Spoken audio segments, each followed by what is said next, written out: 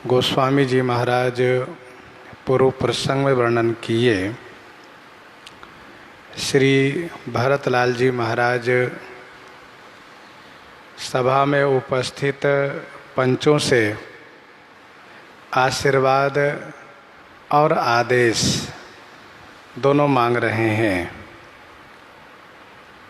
यह कहते हुए कि जब मैं प्रभु के सामने उपस्थित होकर के उनसे प्रार्थना करूं तो उस प्रार्थना को सुन करके मुझे अपना दास जान करके और अपनी राजधानी में लौट करके वापस आ जाएं। इसी शुभ काम के लिए आशीर्वाद और आदेश दोनों आप सब दीजिए।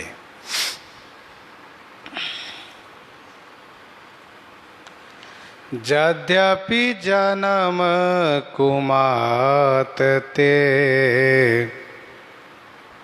मैं सठ सदा सदोष आपन जानिन त्यागी हहीं मोहि रघुबीर भरोस मोहि रघुबीर भरोस।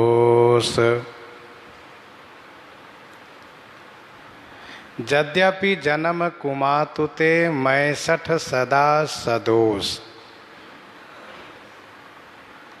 यद्यपि मेरा जन्म कुमाता कैकेयी के गर्भ से हुआ है, मैं सठ माने मूर्ख हूँ और सदा माने हमेशा से सदोष माने दोष युक्त हूँ। परंतु मुझे श्री रघुवीर पर भरोसा है कि वे आपन जान करके मुझे परित्याग नहीं करेंगे, मुझे अपना लेंगे, स्वीकार कर लेंगे। कल हम लोग यह श्रवण कर रहे थे कि श्री भरतलाल जी महाराज ने खड़ शरणागति को अपनाया है और एक भक्त के जीवन में यह होना अति आवश्यक है कि अनुकूल का संकल्प हो, प्रतिकूल का परित्याग हो। प्रभु मेरी रक्षा करेंगे इसमें दृढ़ विश्वास हो। प्रभु से हम यह प्रार्थना करें कि प्रभु मुझ पतित को, पापी को आप रक्षा कीजिए। यह उनसे हम कहें कि आप मेरी रक्षा कीजिए और आत्मनिवेदन माने आत्मसमर्पण हो और इसके बाद अपनी दैन्यता निवेदित हो। ध्यान दीजिएगा, भगवत सन्मुखता में, भगवत शरणागति में कार्पण्य का बड़ा महत्व है। जितने महापुरुष हुए हैं वह हैं, कोई भी अपने आप को परम पवित्र, परम साधु, परम भजनानंदी नहीं मानते हैं और नहीं माने हैं। जहाँ मन में यह बात आई कि हम तो श्रेष्ठ हैं, तो फिर वहाँ भगवान की कृपा कम हो जाती है और वह भक्त कृपा से वंचित होने लगता है। श्रेष्ठ होने का अभिमान ज्ञान में होता है और श्रेष्ठ होने का अभिमान जहाँ आया कि फिर प्रभु को वह भक्त अच्छा नहीं लगता। इसीलिए श्री भक्तमाल जी में आप उन महापुरुषों का चरित्र श्रवण कीजिए, पढ़िए। सभी ने अपनी दैन्यता कही, सभी ने अपनी अधमता कही, जब हम पतित होंगे, जब अधम होंगे, जब हम अनाथ होंगे, जब हम पापी होंगे, तभी तो रघुनाथ जी अपने बिरद का प्रयोग करते हुए मुझे उद्धार करेंगे।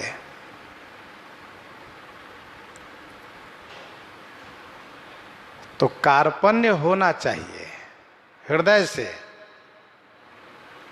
हृदय से होना चाहिए। ऐसा नहीं कि ठाकुर जी के सामने हम मंदिर में उपस्थित है तो कह रहे हैं कि प्रभु मैं बहुत बड़ा पापी हूँ, मैं बहुत बड़ा नीच हूँ,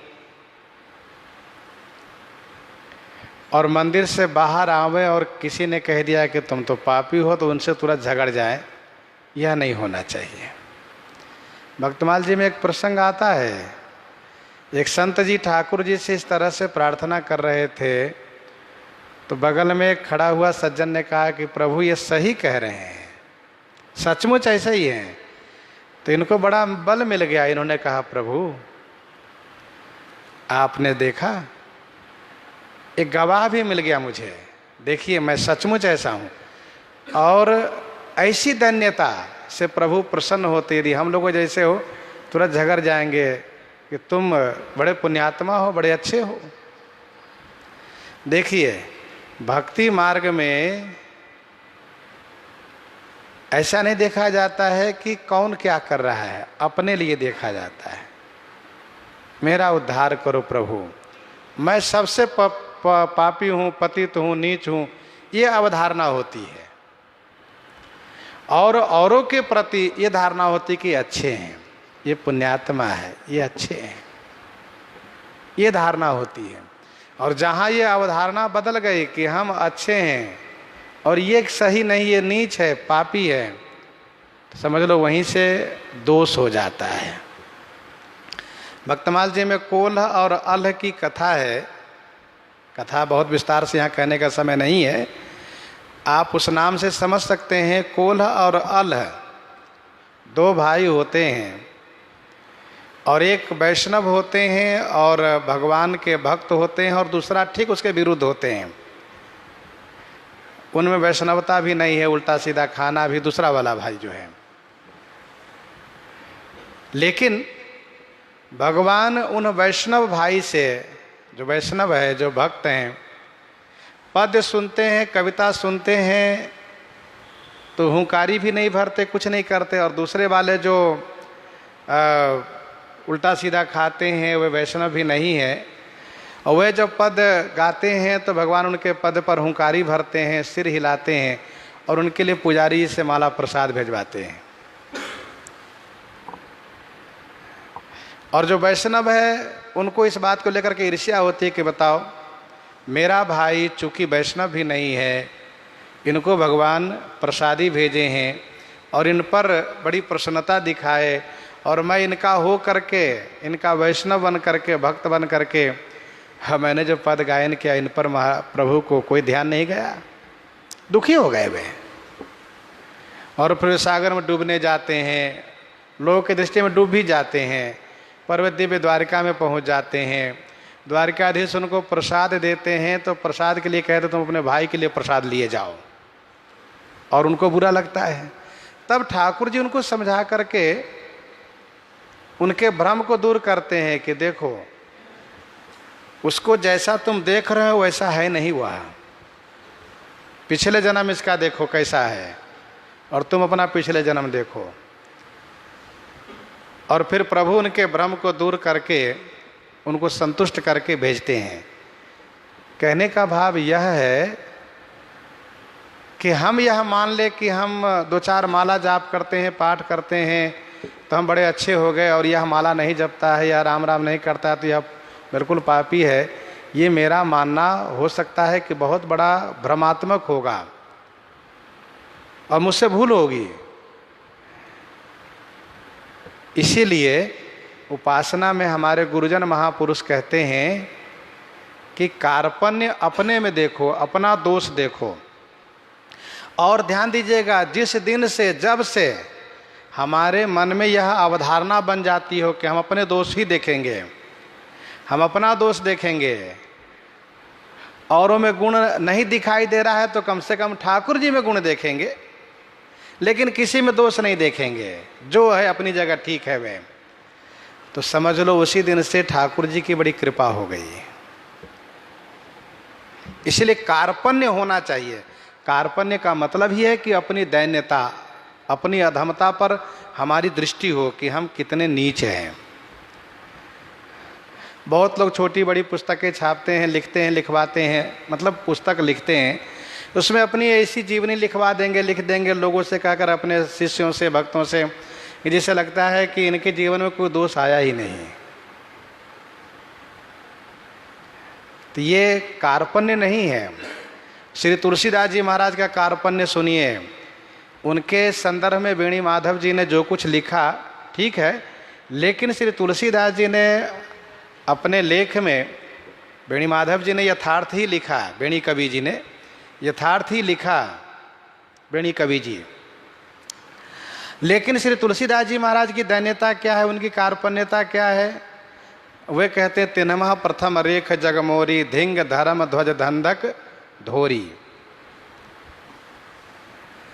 एक और महत्वपूर्ण बात यह है कि हम इसको मन में निश्चय करके रखें कि हम सचमुच पापी हैं, और यदि हम मंच पा रहे हैं अथवा हम 10 लोग के बीच में बैठे हैं, तो कहीं ना कहीं घुमा करके यदि अपनी श्रेष्ठता को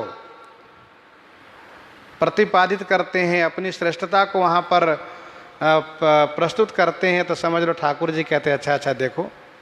इसलिए ध्यान रहें, हम अपनी दैन्यता पर ध्यान रखें, अपने दोष पर ध्यान रखें, तब हमारा उद्धार अवश्य होगा।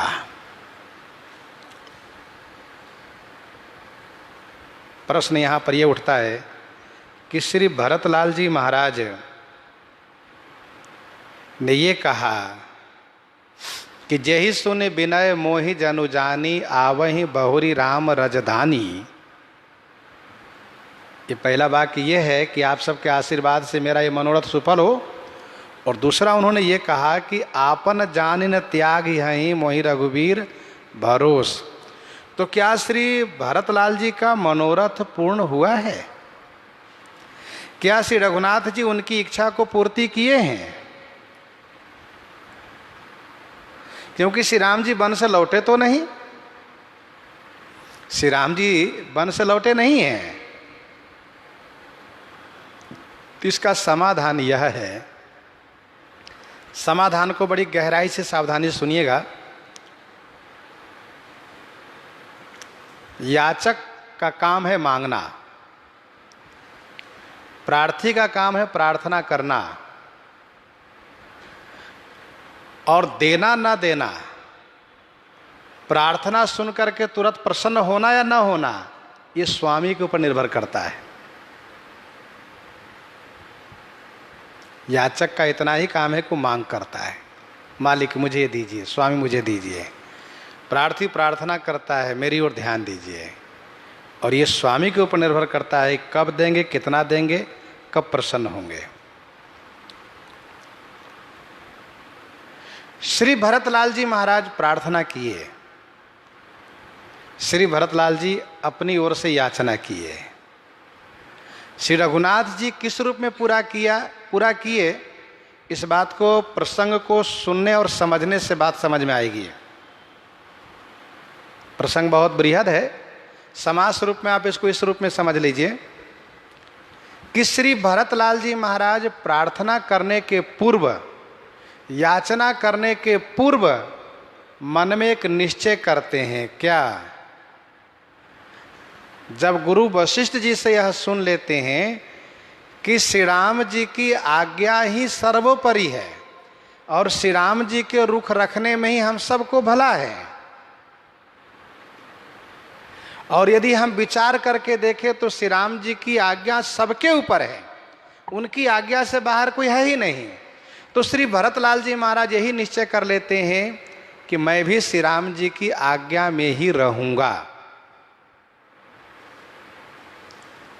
करि विचारी मन दे नीठे का, करि विचारी मन दे नेठे का राम रजाय सुआपन नीका राम रजाय सुआपन नीका। ये श्री भरतलाल जी का निश्चय है।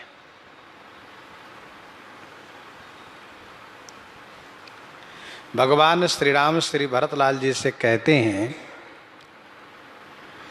मन प्रसन्न करि सकुच तजी, कहूँ करऊ सोई आज। भैया भरत, प्रसन्न हो जाओ और संकोच को छोड़ दो। आज आप जो कहोगे वह मैं करूँगा। अब इससे बड़ी कृपा क्या हो सकती है। मन प्रसन्न करी सकुच तजी, कहऊ करऊँ सोई आज। सत्य संध रघुवर वचन सुनिभा सुखी समाज। सारा समाज सुखी हो जाता है। धन्य है, धन्य है भरत। अब तक जो प्रभु वन में रहने की बात करते आए हैं, चाहे गुरु जी हो उनसे, चाहे सुमंत्र जी हो उनसे, चाहे और भी जो लोग भक्त लोग, सबसे ही कहते हैं कि मैं वन में रहूंगा, वन में रहूंगा।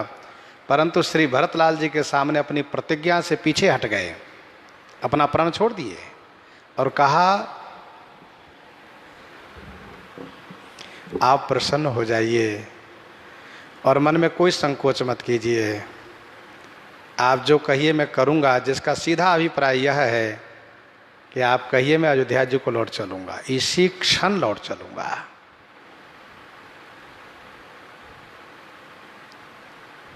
फिर श्री भरतलाल जी क्या मन में सोचते हैं, निजपन तजीरा खेओपन मोरा, छोह स्नेह किन्ह नहीं थोरा। प्रसंग बहुत बृहद है, बहुत सी बातें हैं, लेकिन समाज स्वरूप में आपके सामने ये बात रखी जा रही है कि हुआ क्या। जब सरकार प्रसन्न होकर के कह दिए, भैया भरत आप कहो जो कहो मैं करूंगा, तो श्री भरतलाल जी सोचने लगे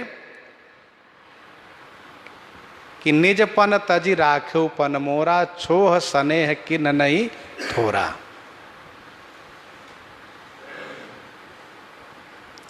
श्री भरतलाल जी गदगद हो गए,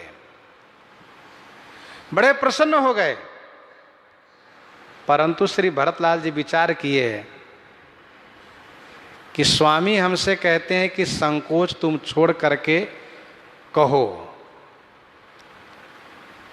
और मैं यदि ये कह दूं कि प्रभु लौट चलिए तो सभी अयोध्या वासियों का मन का हो जाएगा, सब बड़े प्रसन्न हो जाएंगे। बहुत अच्छा हुआ, बस यही होना चाहिए था। लेकिन मेरे स्वामी के मन का संकोच जीवन पर्यंत बना रहेगा कि मैं उस वंश, जिस वंश की कीर्ति सदैव सूर्य और चंद्रमा की भांति चमचमाती रही है, ध्वजा की भांति फहराती रही है, उसी वंश में दशरथ नंदन में राम, पिताजी के वचन जो 14 वर्ष के लिए वनवास था, उसको मैं पूरा नहीं कर सका। यह संकोच श्री राम जी के मन में सदैव बना रहेगा। श्री भरतलाल जी ही विचार कर रहे हैं कि मेरे कहने से मेरे स्वामी लौट तो चलेंगे, लेकिन मेरे स्वामी के मन का संकोच कभी जाएगा नहीं। और जो सेवक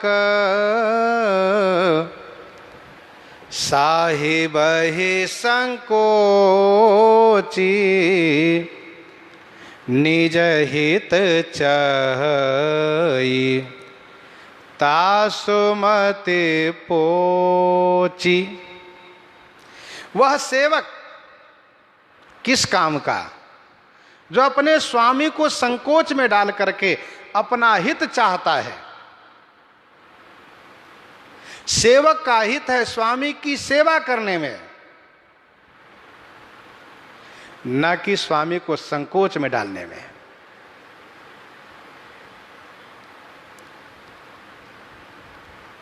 जो सेवक साहिब ही संकोची, निज हित चाहि ता सुमति पोची। सेवक हित साहिब सेवकाई, करई सकल सुख लोभ बिहाई।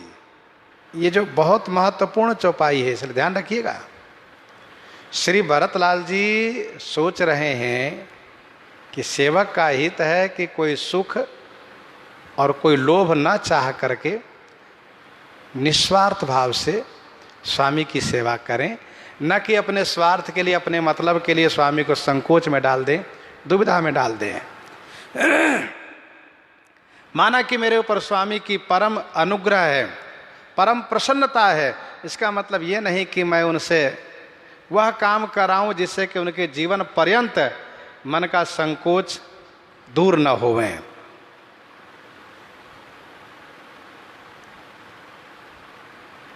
तब श्री भरतलाल जी ने अपनी प्रार्थना में आगे क्या कहा?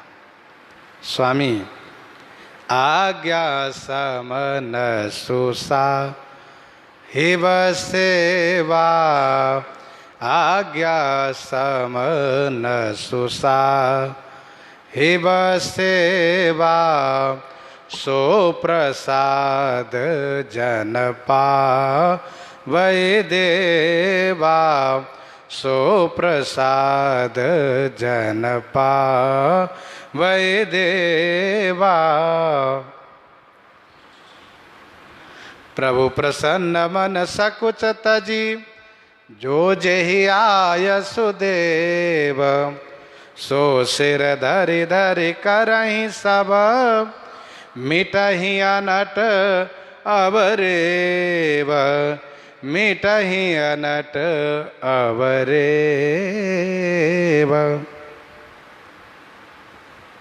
श्री भरतलाल जी ने इस तरह से कहा कि मुझे आपकी आज्ञा चाहिए। और फिर श्री राम जी बड़े प्रसन्न होकर के श्री भरतलाल जी को समझाते हैं, भैया भरत, एक नियम है गृहस्थ आश्रम वालों के लिए कि उसके घर यदि कोई अतिथि आ जाए तो पहले उसको भोजन करावें, और यदि अपना पूरा ना पड़े तो दोबारा बनावें भोजन। व्यवस्था न हो तो भूखे रह लें, लेकिन आए हुए अतिथि का स्वागत करना यह एक मनुष्य मात्र का धर्म है। मेरे भाई,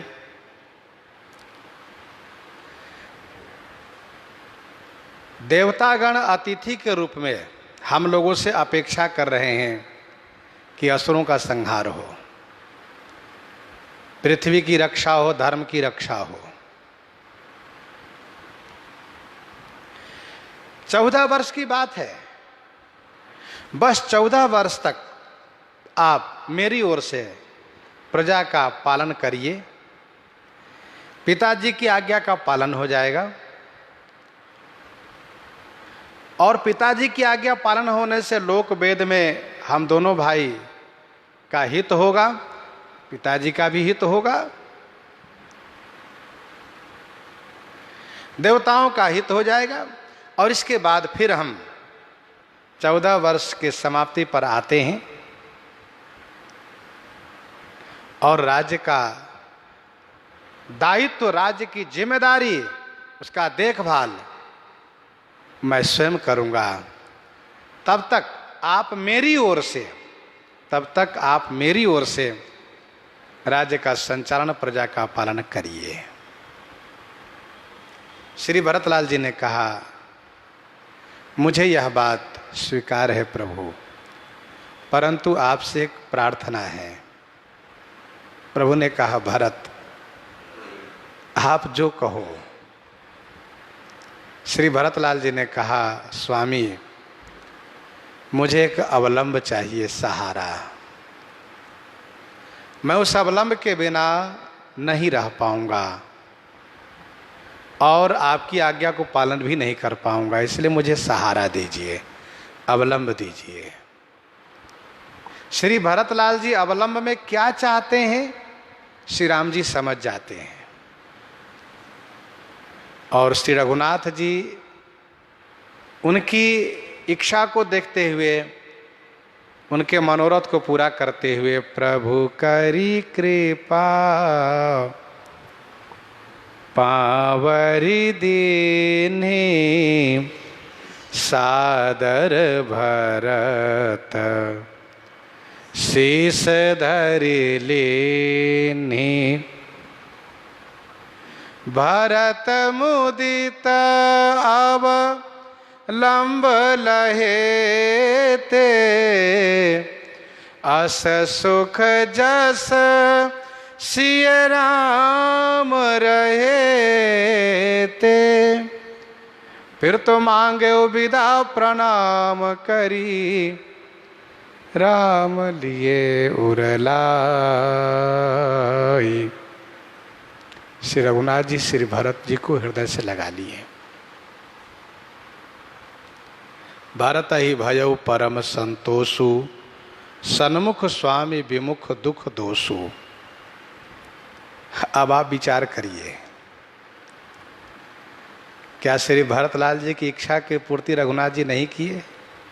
अवश्य किए, क्योंकि वे श्री रघुनाथ जी जो राम सदा सेवक रुचि राखी, वेद पुराण साधु सुर साखी, क्या श्री भरत के मनोरथ को पूरा नहीं करते?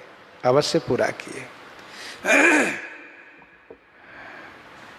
और यह ठाकुर जी की रीति युग युग से चली आई है कि रघुनाथ जी चाहे जैसी प्रतिज्ञा किए हो, जिस अवतार में, जिस कल्प में, जिस युग में, लेकिन यदि कोई प्रेमी भक्त जिद कर गया हो कि नहीं मेरी बात रहनी चाहिए, तो भगवान कहते हैं हाँ भैया तुम्हारी बात रहेगी, मेरी नहीं। ये इनकी बड़ी दयालुता है, कृपालुता है।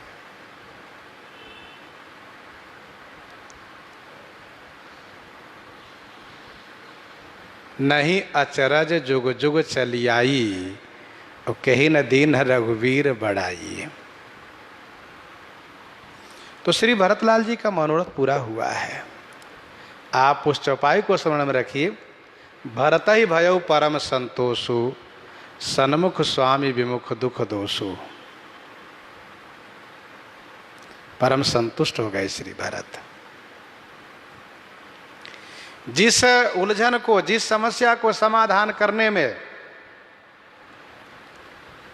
श्री गुरुदेव वशिष्ठ जी जैसे, श्री वामदेव जैसे, जाबाली जैसे, श्री मिथिलेश जी जैसे, श्री विश्वामित्र जी जैसे, श्री शतानंद जी जैसे बड़े बड़े ऋषि, महर्षि, ब्रह्मर्षि, योगी, ये सब चित्रकूट में अपना अपना दिमाग लगा लगा करके और थक गए, कुछ निश्चय नहीं कर पा रहे थे क्या होगा, क्या करना चाहिए। और उस उलझन, उस समस्या का समाधान भगवान श्री राम श्री भरतलाल जी में बड़ी आसानी से हो जाता है।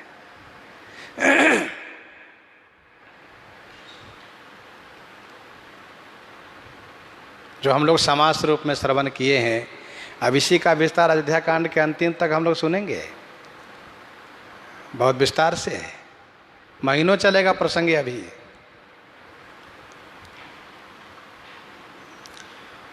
भरत बचन सब कह प्रिय लागे, राम स्नेह सुधा जनु पागे। भरत बचन सब कह प्रिय लागे। भरत बचन सब कह प्रिय लागे। श्री भरतलाल जी का वचन सब कह प्रिय लागे, माने सभी को प्रिय लगा। राम स्नेह सुधा जनु पागे। श्री राम स्नेह रूपी सुधा माने अमृत में, मानो पागे माने डूबे हुए हैं। जैसे चीनी के चाशनी में बेसन की बूंदी को डुबो देने से, जलेबी को डुबो देने से उसमें रस व्याप्त हो जाता है और बहुत मीठा हो जाता है वो। वैसे ही श्री भरतलाल जी का वचन श्री राम स्नेह अमृत में मानो डूबा हुआ है। श्री राम स्नेहामृत से लबालब डूबा हुआ है।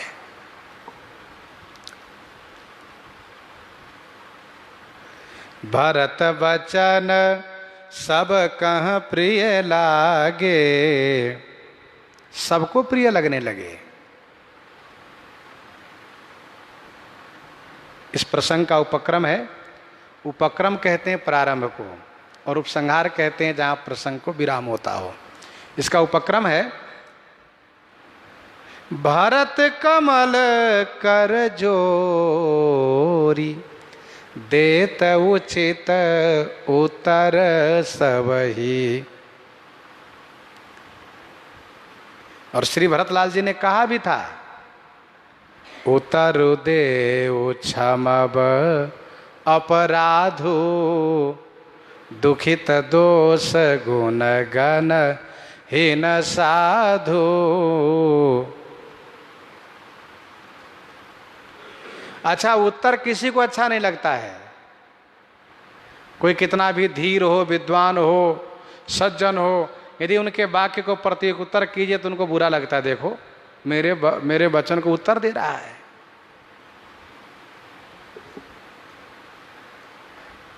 ये तो धीर और सज्जन विद्वान की बात जाने दीजिए।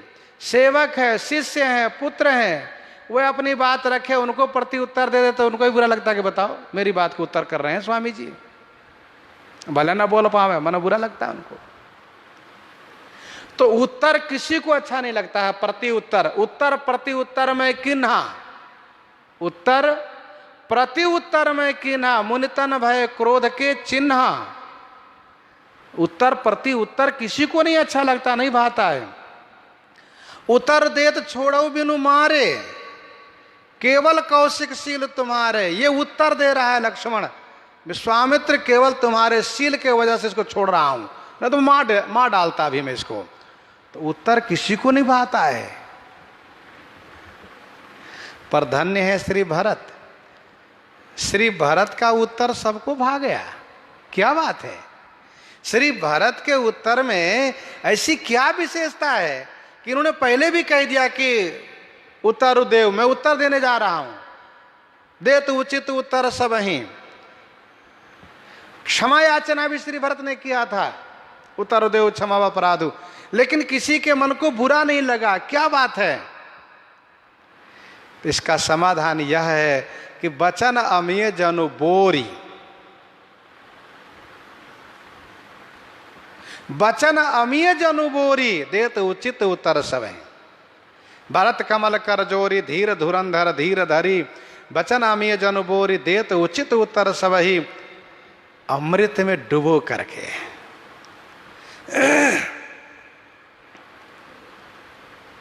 कोई आपसे कहे कि सुनो मैं आपको एक बहुत कड़ा मिठाई खिलाऊंगा, जो कड़क होगा, मतलब कठोर होगा, दांत से टूटने में समस्या होगी, तोड़ने में, लेकिन वह अत्यधिक मिठास से परिपूरित हो, तो खाने वाला कहते अरे वाह भैया बहुत अच्छा है। भले ही हम इसको दांत न होने की वजह से तोड़ नहीं पा रहे, लेकिन इसको जब हम अपनी रसना से इसका रस जब ले रहे हैं तो हमें बड़े प्यारा लग रहा है। हमें उस मिठाई की तारीफ करेगा वह। तो श्री भरतलाल जी वचन अमीय जनु बोरी, देत उचित उत्तर सब ही। पहली बात तो ये कि प्रेमामृत में, श्री राम प्रेमामृत में डुबो करके श्री भरतलाल जी ने उत्तर दिया है। और दूसरी बात यह है, दूसरा भाव यह है कि श्री भरतलाल जी ने अपने दोष को कहा है, अपने दोष को कहा है। इसलिए सबको इनका वचन बहुत प्यारा लगा।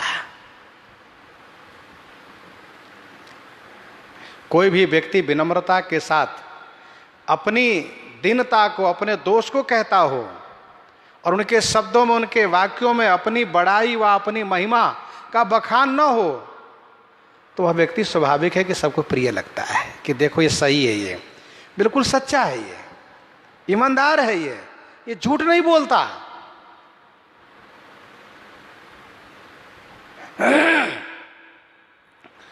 तो भरत वचन सब कह प्रिय लागे, राम स्नेह सुधा जनु पागे। कहो साच सब सुनी पतियाहू, चाहिए धर्मशील नर नाहू। क्या बढ़िया आवाज श्री भरत ने कही। तो सबको इनके वचन बड़े प्रिय लगने लगे हैं। लोग वियोग विषम विष दागे, मंत्र सबेज सुनत जनु जागे। लोग वियोग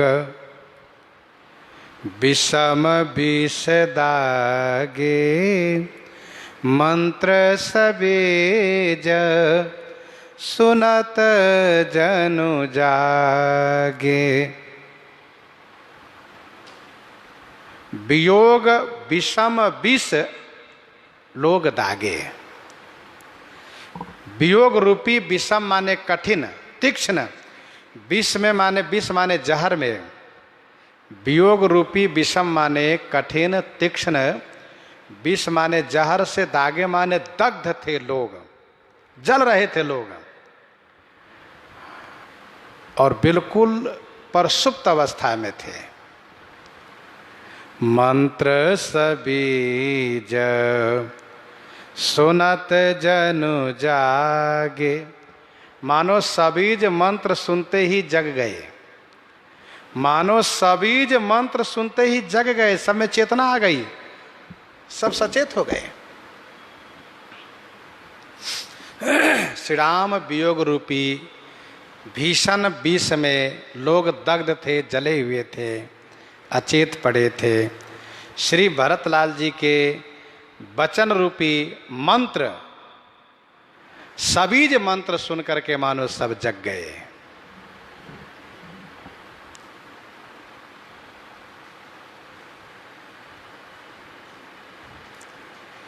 श्री भरतलाल जी का चरित्र है ये।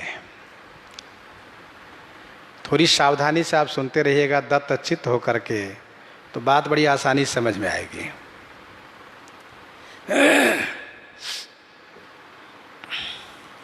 श्री भरतलाल जी को राज्यसभा में राज देने के लिए श्री गुरु वशिष्ठ जी ने बुलाया और राज्यसभा में सब लोग उपस्थित हुए। सेठ लोग भी, मंत्रीगण, माताएं, गुरुजन, प्रजाजन सब उपस्थित हुए। श्री भरतलाल जी को राज्यपद ग्रहण के संदर्भ में गुरु श्री वशिष्ठ जी ने अपना वक्तव्य दिया बड़ी मजबूती के साथ। मंत्रियों ने उनका अनुमोदन किया। माता श्री कौशल्या जी ने जोर दे करके कहा कि गुरु जी की आज्ञा को बेटा भरत तुम पालन करो।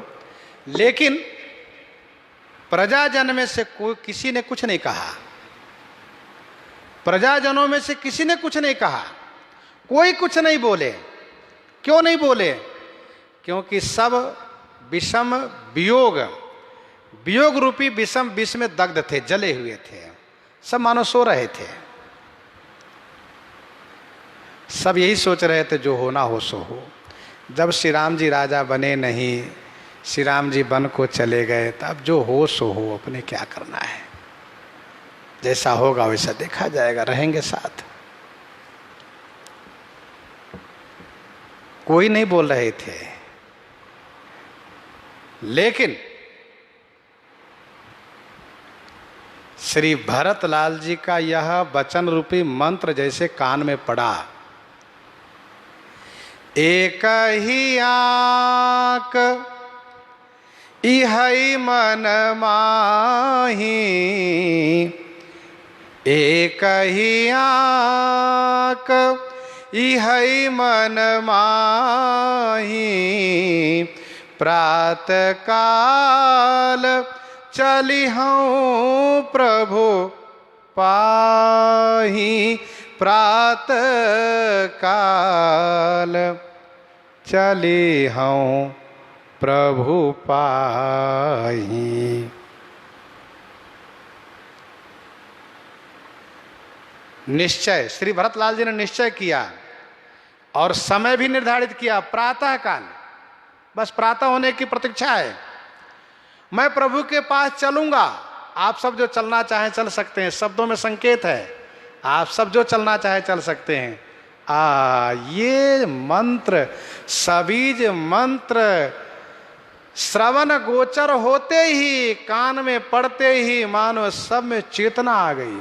हाँ, प्रभु के पास सुबह, अरे वाह भाई, हम भी चलेंगे, हो हम भी चलेंगे। इतने खुश हो गए सब, मानो जिस भीषण विष में जल रहे थे, मानो उसमें राहत मिली।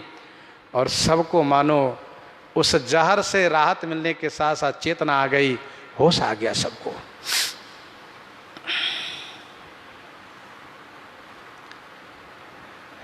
ये जहर कब से चढ़ा है?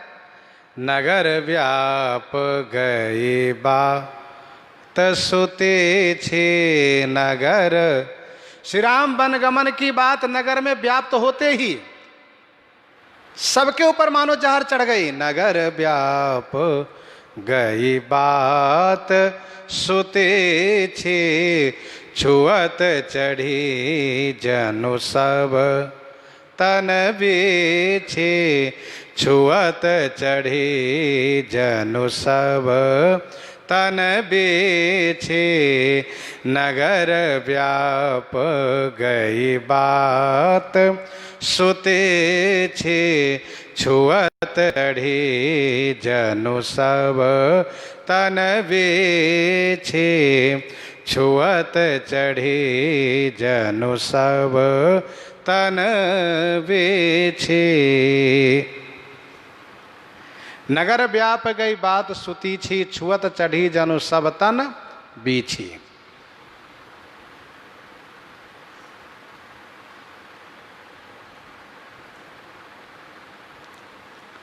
ये जहर तब से चढ़ा हुआ है सबके ऊपर।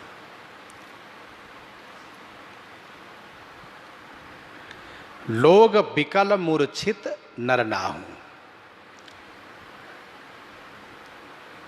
काह करिए कछु सूझ न काहू।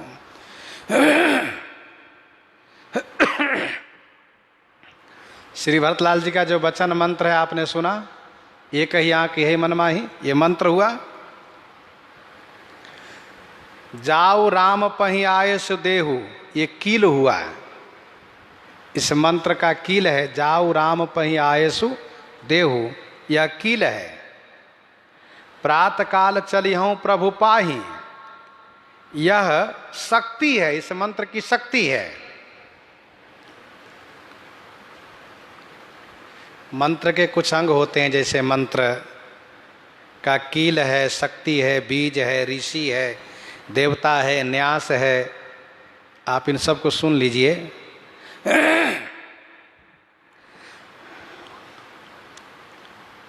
जाऊ राम पही आये सुदेहु कील है। प्रात काल चलिहूँ प्रभु पाही, ये शक्ति है। जहि सुनि विनय मोहि जनु जानी, जहि सुनि विनय मोहि जनु जानी आवहि बहुरी राम रजधानी, यह बीज है। जहि सुनि विनय मोहि जनु जानी आवहि बहुरी राम रजधानी, यह बीज है। और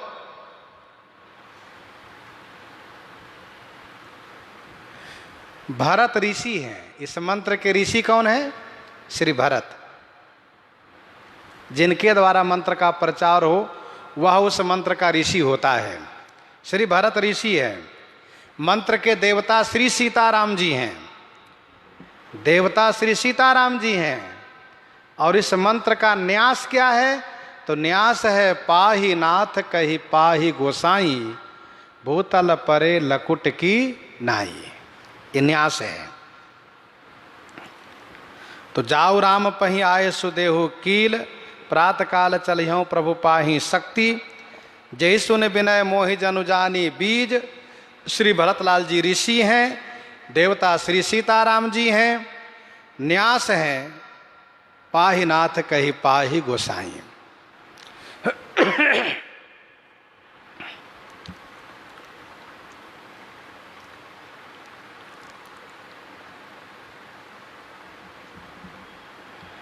भरत वचन सब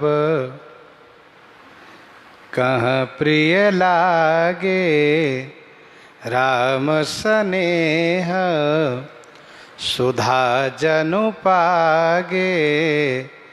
लोग वियोग विषम विष दागे, मंत्र सबीज सुनत जनु जागे। मातु सचिव गुरु पुर नर नारी, सकल स्नेह बिकल भय भारी। मातु सचिव गुरु पुर नर नारी, सकल स्नेह बिकल भय भारी।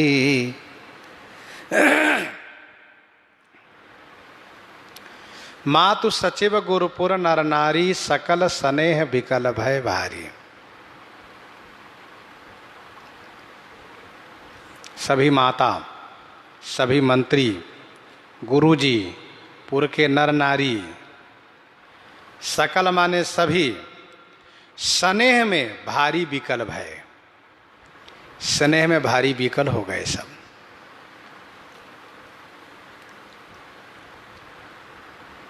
मातु सचिव गुरु पुर नर नारी, सकल स्नेह विकल भय भारी। सब के सब स्नेह में भारी विकल हो गए। बड़ी व्याकुलता हुई सब में। क्यों? क्या बात हुई जो इतनी बड़ी व्याकुलता हो गई? इसका उत्तर यह है कि प्रात काल चली हूँ प्रभु पाही। चलने की बात सुनते ही, प्रभु से मिलन की बात स्मरण करके, प्रभु का वियोग एकदम से वह बढ़ गया। जैसे एक अग्नि जल रही हो, जलती हुई अग्नि धीरे धीरे करके कुछ कम हो गई हो, मतलब कमजोर पड़ गई हो, और उसको यदि घी मिल जाए तो एकदम से वह अग्नि भभक उठती है, प्रज्वलित हो उठती है। वैसे ही यहाँ पर विरह रूपी अग्नि एकदम से प्रज्वलित हो उठी। इसलिए सकल स्नेह विकल भय भारी।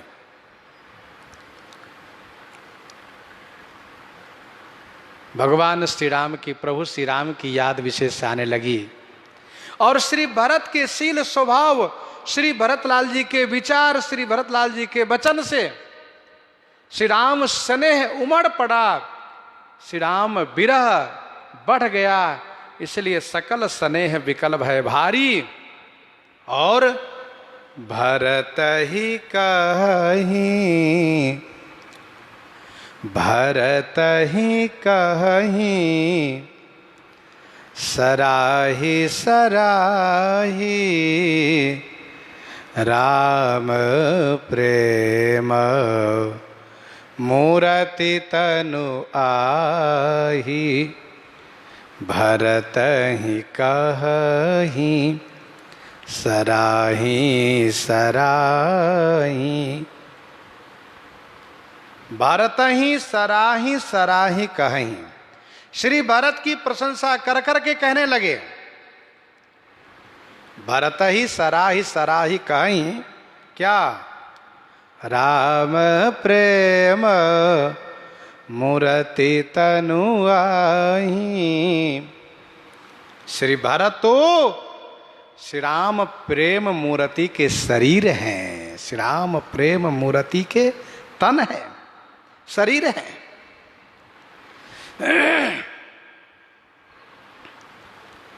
भरत ही कहीं सराही सराही।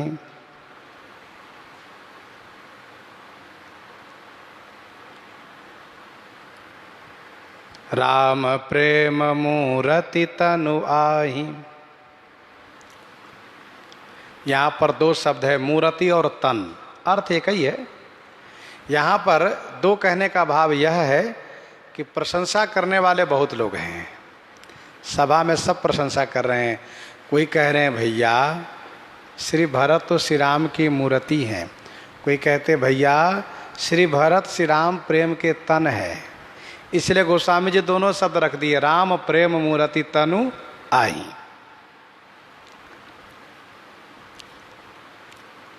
भरत ही कहीं सराही सराही, राम प्रेम मूर्ति तनु आही।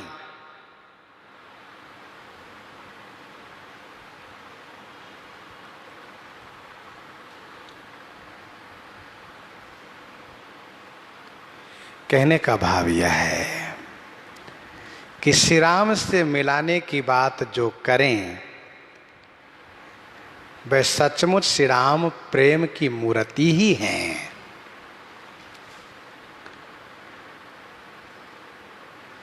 श्री राम प्रेम मूर्ति ही श्री राम से मिलने की बात कर सकते हैं। सब कोई श्री भरत की प्रशंसा कर रहे हैं। श्री भरद्वाज जी ने कहा तुम तो भरत मोर मत ये हु, धरे देह जनु राम सनेहु। जनु प्रेक्षालंकार, लेकिन सचमुच यथार्थ है, श्री राम प्रेम की मूर्ति श्री भरत है।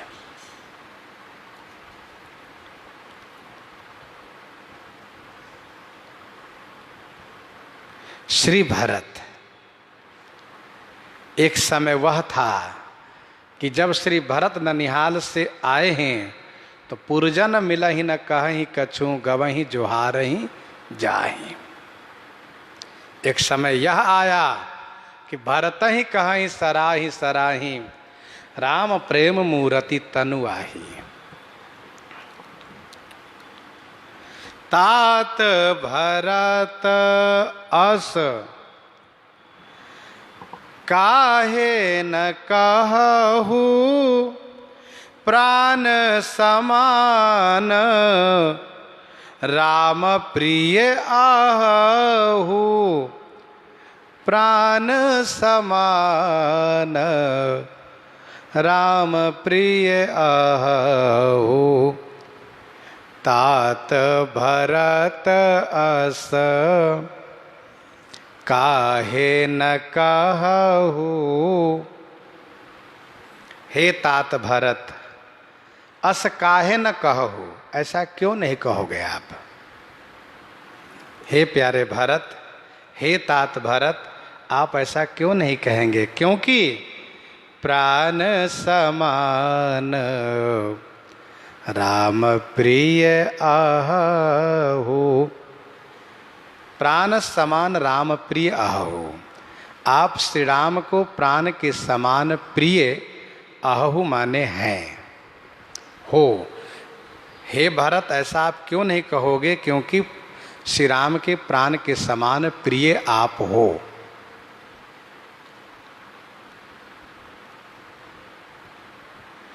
प्राण समान राम प्रिय आहू, आप श्री राम जी के प्राण के समान प्रिय हैं।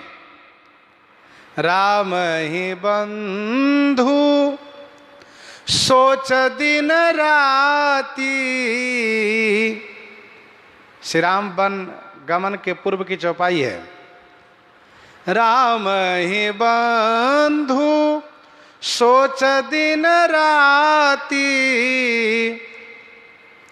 अंडनी का मठ हृदय जेहि भांति। अंडनी का मठ हृदय जेहि भांति।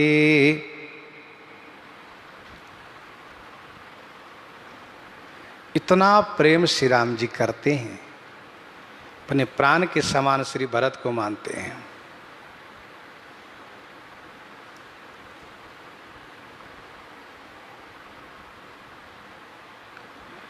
सुनहु भरत रघुबर मन माही, प्रेम पात्र तुम सम को नाही।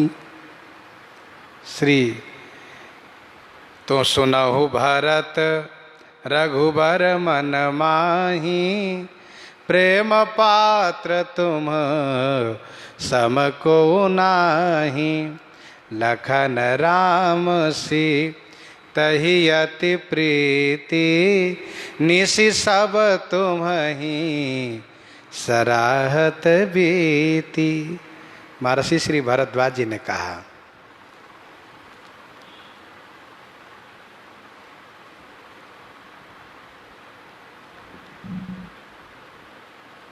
भरत सरिस को राम सनेही, भरत सरिस को राम सनेही, जग जप राम राम जप जेहि।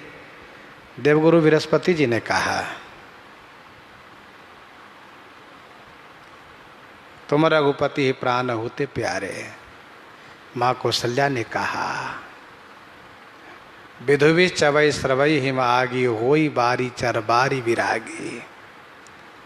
तुम रघुपति हो प्राण होते प्यारे, तो प्राण समान राम प्रिय अहु।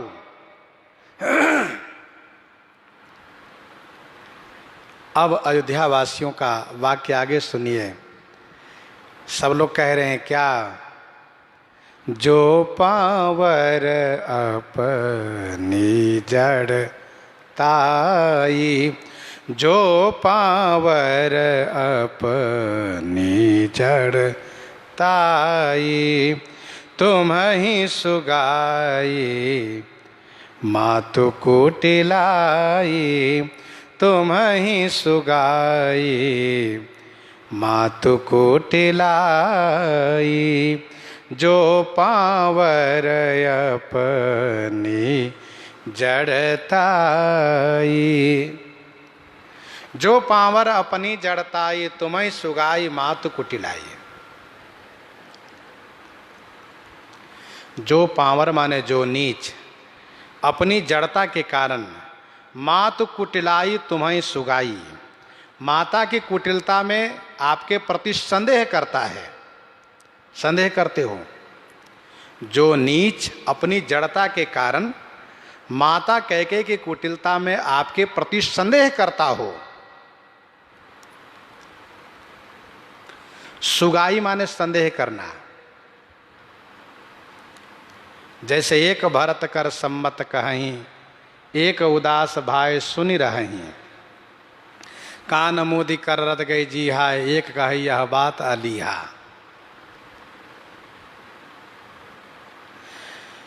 माता कौशल्या ने कहा, मत तुम्हारी यह जो जग कहीं, सो सपने सुख सुगति न लहीं। पूर्ववासियों का वाक्य है यहाँ पर, जो पावर अपनी जड़ताई, तुम्हें सुगाई मातु कुटिलाई। तो उसको क्या दंड मिलेगा?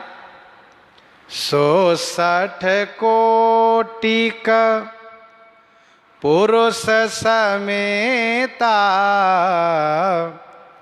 160 कोटि का पुरुष समेता,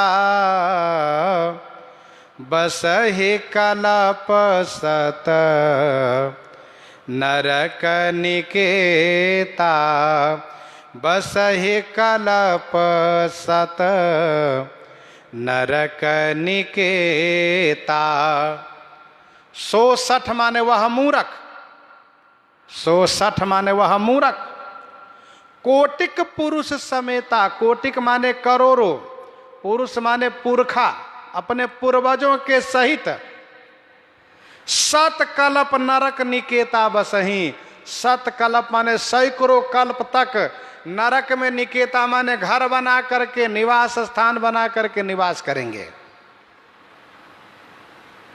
160 कोटि का पुरुष समेता, बसहि कलप सत नरक निकेता। पूर्ववासियों का, अयोध्या वासियों का यह श्राप है, जो भी श्री भरत के प्रति संदेह करेंगे वह अपने करोड़ों पूर्वजों के सहित सैकड़ों कल्प तक नरक में निवास करेंगे। तो भागवत संत के प्रति दोष दृष्टि लाने से बहुत बड़ा नुकसान होता है। आप कहेंगे कि बहुत लोग दोष दे चुके हैं, अयोध्या के ही लोग, कुछ लोग दोष दे चुके हैं। एक भरत कर सम्मत कहीं अयोध्या के ही लोग हैं। निषाद राज भी दोष दे दिए हैं और भी तमाम लोग दोष दे दिए हैं। तो उनको क्या होगा?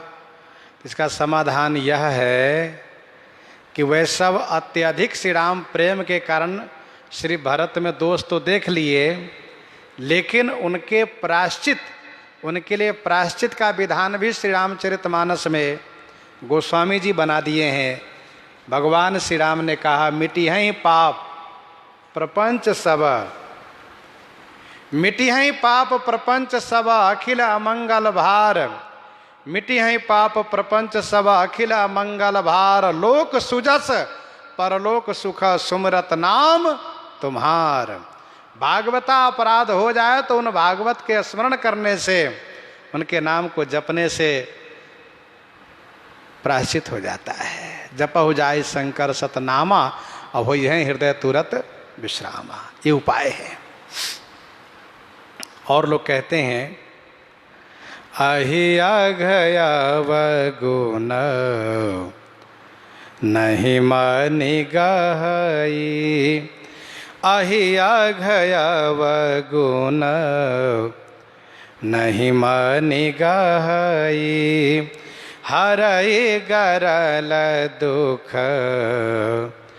दारिद दहई, हरई गरल दुख दारिद दहई, अहिया घयव गुण नहीं मानी गहई, अहिया घ अवगुण नहीं मानी गहई, हरई गरल दुख दारिद दहई।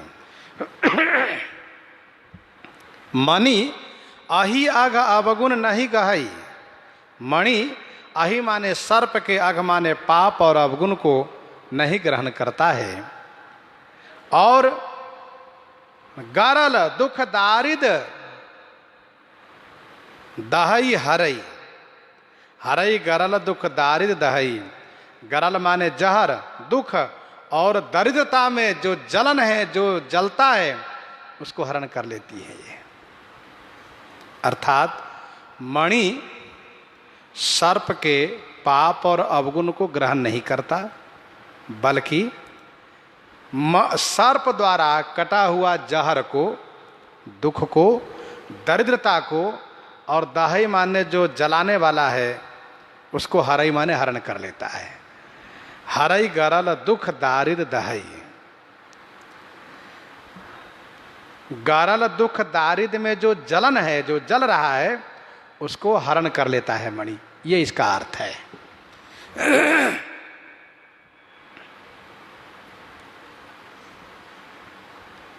मणि की विशेषता है कि वह सर्प के पाप को और अवगुणों को ग्रहण नहीं करता। सर्प जिसको काटता है उसकी मृत्यु होती है, ये उसका पाप है। सर्प जहरीला है, ये उसका अवगुण है। लेकिन मणि को उससे कोई मतलब नहीं है, मणि उसका ग्रहण नहीं करता।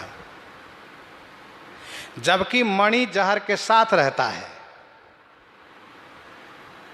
मणि के साथ, उसी मुख में मणि भी है जहां जहर है।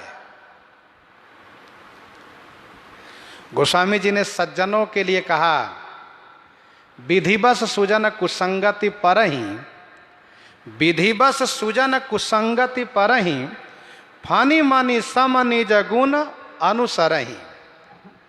विधिवश सुजन कुसंगति परहि, फानी मानी सम निज गुण अनुसरहि। यदि सज्जन दुर्भाग्यवश कुसंग में पड़ भी गए तो अपने गुण को अनुसरण करते हैं।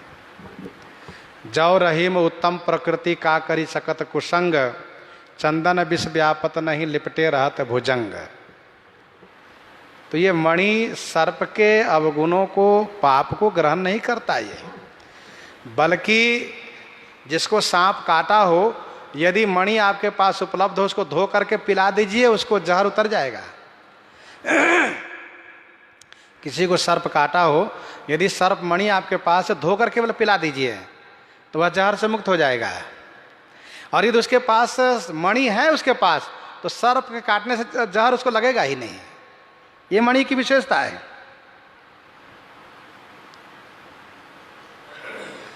मणि जिसके पास है उसको दरिद्रता नहीं आएगी,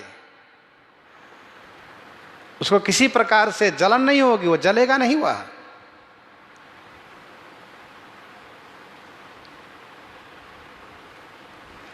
अथवा अर्थ ऐसे भी आप कर लीजिए, हरई गरल दुख।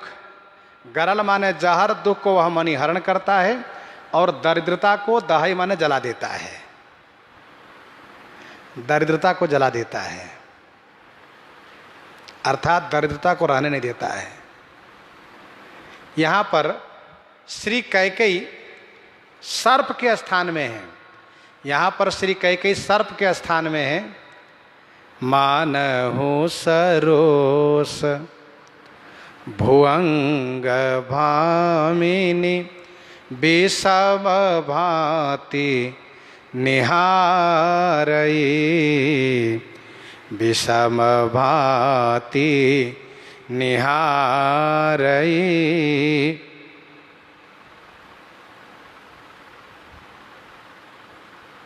और श्री भरतमणि के स्थान में है, श्री भरतमणि के स्थान में। कैकेयी रूपी सर्प से श्री भरत रूपी मणि का जन्म हुआ है, लेकिन मणि अपने गुण को अनुसरण कर रहा है, वैसे श्री भरत अपने गुण को अनुसरण कर रहे हैं। लोगों ने स्पष्ट कर दिया, क्योंकि श्री भरतलाल जी ने सभा में अपने वक्तव्य में यह कहा है कि कैकेयी भवतनु अनुरागे, पावर प्राण अघाई अभागे, कारण ते कारज कठिन होई दोष नहीं मोर। कैकेयी सुवन जोग जग जेऊ, चतुर बिरंच दिन मोहि सोऊ। कैकेयी सुवन जोग जग जोऊ, चतुर बिरंच दिन मोहि सोऊ। इस प्रकार से श्री कैकेयी को लेकर के श्री भरतलाल जी ने अपना दोष कहा है। लोगों ने कहा नहीं नहीं, हे भरत, आप मणि हो मणि। श्री कैकेयी तो सचमुच में वो नागिन है, नाग है, लेकिन आप कैकेयी रूपी नागिन से आप मणि उत्पन्न हुए हो, और मणि अपने गुण का अनुसरण करता है। सर्प के पाप और अवगुण का दोष उसमें नहीं लगता है। मणि को हर कोई चाहता है, सर्प को कोई नहीं चाहता है। मणि से सब कोई लाभान्वित हो सकता है, लेकिन सर्प से सब नफरत करते हैं। आप मणि हो मणि, मणि के समान आप सबके प्रिय हो भरत। भरत प्राण प्रिय भे सब ही के।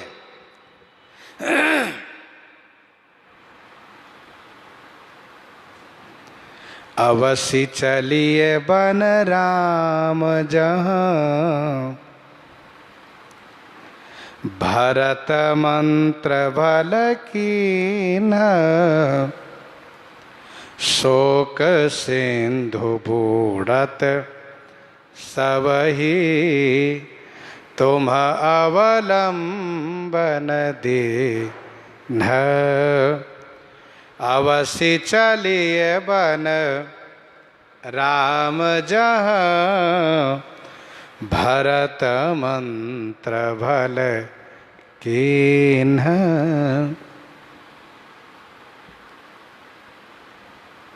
अवसि बन चलिए जहाँ राम, भरत भल मंत्र किन्ह,